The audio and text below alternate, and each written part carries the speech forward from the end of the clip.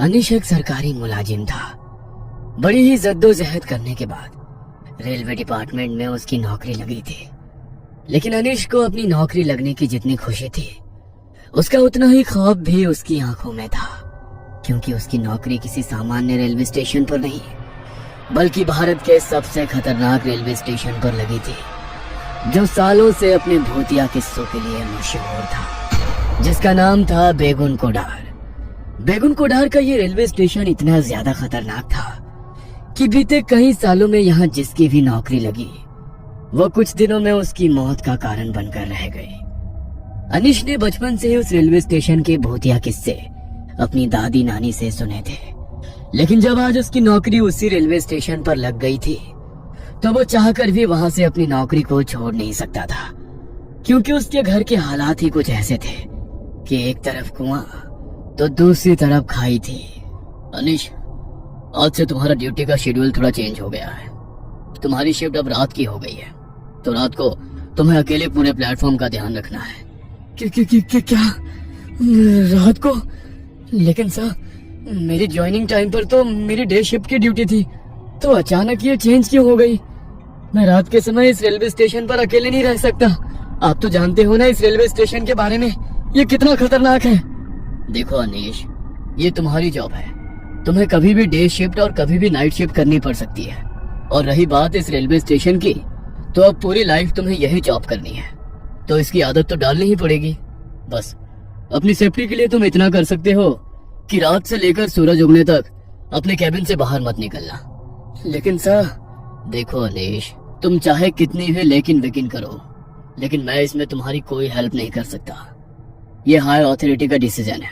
वैसे भी रात के समय इस प्लेटफॉर्म पर कोई उतरना तो छोड़ो, ट्रेन की खिड़की खोलने की भी हिम्मत नहीं करता, तो डोंट वरी, तुम्हें अपने कैबिन से बाहर निकलने की जरूरत ही नहीं पड़ेगी। उस समय अरुण सर तो मुझे ये बात कहकर चले गए, लेकिन बचपन से मैंने उस रेलवे स्टेशन के बारे में जो किस्से सुने थे, उन्हें याद करके वहाँ रात को अकेले रुककर ड्यूटी करने की मेरी हिम्मत ही नहीं हो रही थी। पर मैं मरता क्या ना करता। वो कहते हैं ना कि मजबूरी इंसान से कुछ भी करवाती है। बस मेरी पैसों की मजबूरी ने मुझे ना चाहते हुए भी ऐसी जगह नौकरी करने को मजबूर कर दिया। शाम के 7 बज चुके थे। रात के 10 बजे से मेरी शिफ्ट शुरू होने वाली थी, तो मैं तैयार होकर अपने क्वार्टर से घड़ी में ठीक 9:30 बजते ही निकल गया। वहां से रेलवे स्टेशन ज्यादा दूर नहीं था, तो मैं 10 बजने से थोड़ी देर पहले ही स्टेशन पर पहुंच गया। जब मैं कैबिन में पहुंचा तो डे शिफ्ट वाले जुगराल सर वहां से निकलने की तैयारी कर रहे थे। उन्होंने अपना बैग उठाया और मेरा कंधा थपथपाकर वहां से चले गए। उनके जाते ही अभी तक जो मेरा मन थोड़ा शांत था, वो अब बेचैन सा होने लगा।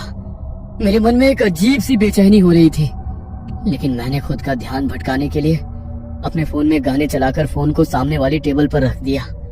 अपनी आंखें बंद करके कुर्सी पर सर रखकर लेट गया। तभी मुझे ऐसा लगा कि कोई है जो एक बड़ी ही अजीब सी आवाज में मेरा नाम पुकार रहा है, अनीश, अनीश। जैसे ही मेरे कानों में वो आवाज पड़ी, तो अचानक मैंने अपनी आंखें खोली। नजर घुमाकर पूरे केबिन में इधर उधर देखा तो कोई भी नहीं था, ना ही पूरे केबिन में किसी तरह की कोई हलचल हो रही थी। ये देखकर मैं थोड़ा रिलैक्स हो गया। फोन में कोई बोरिंग सा गाना चल पड़ा, जो मैंने अपनी जिंदगी में आज से पहले कभी सुना नहीं। उस गाने की भाषा और आवाज भी कुछ अजीब थी। अचानक वो आवाज अपने आप बहुत तेज होने लगी। उसे सुनकर ऐसा लगा कि मानो मेरे कान के पर्दे फट जाएंगे। मैंने गाना बंद करने के लिए जैसे ही हाथ में अपना फोन उठाया, तो मेरे फोन की पूरी स्क्रीन बिल्कुल ब्लैक हो गई। मैंने पावर बटन से फोन को स्विच ऑफ करने की कोशिश की, लेकिन मेरा फोन अचानक ऐसा हो गया कि मैं उसे ऑफ ही नहीं कर पाया। उस आवाज से परेशान होकर मैंने अपने कानों को अपने दोनों हाथों से भींच लिया। तभी अचानक सब कुछ एकदम शांत हो गया। मैंने जैसे ही अपनी आंखें खोली, तो मुझे ऐसा लगा कि मेरे केबिन के दरवाजे को मानो जैसे कोई बहुत जोर से खटखटा रहा हो। लेकिन इतनी रात को पूरे प्लेटफॉर्म पर मेरे अलावा तो कोई और था ही नहीं। तो फिर आखिर मेरे केबिन का दरवाजा कौन खटखटा रहा है? ये सोचकर मेरे पसीने छूट गए, लेकिन फिर भी मैंने हिम्मत करते हुए पूछा, कौन है? कौन है बाहर? मेरी मदद करो साहब, दरवाजा खोलो, वरना वो लोग मुझे मार डालेंगे। बचा लो मुझे। अरे, ये तो किसी लड़की की आवाज है। लेकिन इतनी रात को कोई लड़की यहाँ पर क्या कर रही है? नहीं, ये सब छलावा है, मैं दरवाजा नहीं खोलूंगा। ये सोचकर मैंने दरवाजा नहीं खोला और चुपचाप अपनी कुर्सी पर ही बैठा रहा। तभी वो लड़की मेरे केबिन का दरवाजा और जोर जोर से खटखटाते हुए मदद की गुहार लगाने लगी। प्लीज मुझे बचा लो, वो मार डालेंगे मुझे, खोल दो दरवाजा। उसकी इतनी तेज रोने की आवाज सुनकर मुझे ऐसा लगा कि सचमुच कोई लड़की मुसीबत में है। इसलिए उसकी मदद करने के लिए मैंने अपने केबिन का दरवाजा खोल दिया। दरवाजा खोलते ही सामने देखा तो मेरे सामने दूध के जैसी सफेद इतनी खूबसूरत लड़की, मानो कोई अप्सरा उतरकर मेरे सामने आ गई हो। उसे देखते ही मैं उसकी खूबसूरती का कायल हो गया। मेरे दिल दिमाग पर जैसे उसकी खूबसूरती का सम्मोहन छा गया। वो मुझसे रोते हुए क्या कह रही थी, मैं ये समझने की सुध भी खो बैठा। तभी उसने अचानक अपने हाथों से मुझे पीछे करते हुए मेरे केबिन के अंदर आकर दरवाजे को बंद कर लिया। प्लीज आज रात मुझे यहाँ छुपा लो, सुबह होते ही मैं यहाँ से चली जाऊंगी। ठीक है, लेकिन आखिर तुम इतनी डरी हुई क्यों हो? क्या हुआ है? देखो, अगर तुम्हें कोई मदद चाहिए तो मैं पुलिस को इन्फॉर्म कर सकता हूँ। नहीं प्लीज, तुम किसी को मत बुलाना। मैं आज रात गोपाल के साथ भागने वाली थी। बहुत प्यार करते हैं हम दोनों एक दूसरे से, लेकिन ये बात मेरे बापू को पता लग गई। गोपाल तो किसी तरह यहाँ से निकल गया, लेकिन मैं यहीं रह गई। कल सुबह गोपाल मुझे लेने आएगा तो मैं उसके साथ यहाँ से चली जाऊंगी, लेकिन सुबह होने तक मेरी मदद कर दो। अगर मेरे घर वालों ने मुझे ढूंढ लिया तो वो मुझे जान से मार देंगे। मैं इसीलिए यहाँ पर आई, क्योंकि इतनी रात को डर के मारे कोई भी मुझे यहाँ ढूंढने नहीं आएगा। मेरी मदद करोगे ना? हाँ ठीक है, तुम चिंता मत करो, लेकिन लगता है कि तुम्हें ठंड लग रही है। जब से आई हो कपकपा रही हो। तुम यहाँ बैठ जाओ, तब तक मैं तुम्हारे लिए चाय लेकर आता हूँ, तुम्हें अच्छा लगेगा। जी। उसे वहाँ बैठाकर मैं केबिन के किचन में उसके लिए चाय बनाने चला गया। चाय बनकर तैयार हो गई थी।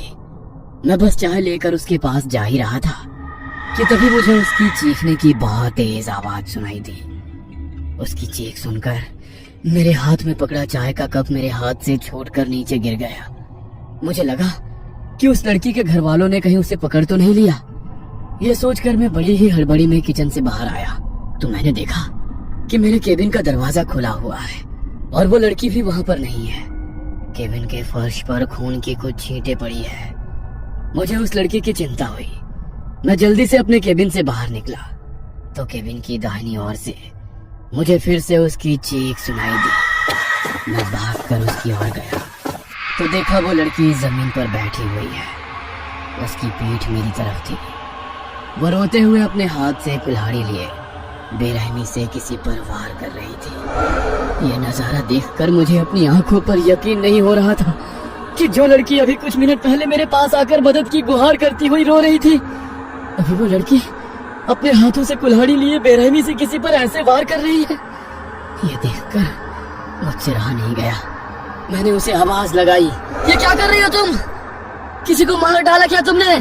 मेरे इतना कहते ही उसने कुल्हाड़ी से वार करना बंद कर दिया और उसने अपनी गर्दन मोड़कर जैसे ही मुझे देखा तो डर के मारे मानो मेरी आत्मा मेरे शरीर से निकल गई हो। उसका पूरा चेहरा खून से लथपथ था। आंखों की जगह बस काली पुतलियां थी। चेहरा बुरी तरह से कटा फटा हुआ था। उसने मेरी ओर देखकर बड़े ही भयानक तरीके से मुस्कुराया तो उसके लंबे काले दांत देखकर मुझे ऐसा लगा कि घिन के मारे मुझे उल्टी हो जाएगी। वो अपने सामने पड़ी लाश के मांस को अपने हाथों से पकड़कर खा रही थी। उसे देखकर मैं इतना डर गया कि डर के मारे मेरे पैर वहीं जम गए। तभी उसने फिर से मेरी ओर बड़ी ही भयानक हंसी के साथ हंसते हुए देखा। वहां से भाग गई। मुझे लगा कि अब वो वहां से चली गई है, इसलिए मैं थोड़ी आगे जाकर उस लाश को देखने गया ताकि पुलिस को इसकी खबर दे पाऊं। लेकिन जब मैं उस लाश के पास पहुंचा तो उसे देख मानो मेरा कलेजा मेरे हाथ में आ गया। वो नजारा देखकर मैं इतना डर गया कि डर के मारे मैं वहीं पर बेहोश होकर गिर पड़ा। सुबह जब मेरी आंख खुली तो मैं अपने केबिन के चेयर पर था। प्लेटफॉर्म से बहुत शोर सुनाई दे रहा था। मैंने बाहर निकलकर देखा तो प्लेटफॉर्म पर काफी सारे लोगों का जमावड़ा लगा हुआ था। प्लेटफॉर्म पर किसी की लाश पड़ी थी, इसलिए मैं भी लोगों के बीच से जाकर उसे देखने गया तो डर के मारे मेरी आत्मा सियार उठी, क्योंकि लोगों के बीच पड़ी वो लाश किसी और की नहीं बल्कि मेरी ही लाश थी। इस रेलवे स्टेशन पर पोस्टिंग वाले हर ऑफिसर की तरह ही आज मेरी भी मौत हो चुकी थी। अगर आपको कभी इस रेलवे स्टेशन पर एक रात बिताने का मौका मिले तो क्या आप यहाँ आना चाहेंगे? शायद मेरी ही तरह वो लड़की आपके पास भी मदद की गुहार लेकर आ जाए। ये कहानी आपको अच्छी लगी हो तो हमें सब्सक्राइब करें, हमारा इंस्टाग्राम और फेसबुक पेज जरूर फॉलो करें। और हाँ दोस्तों, सब्सक्राइब करना भूलना मत।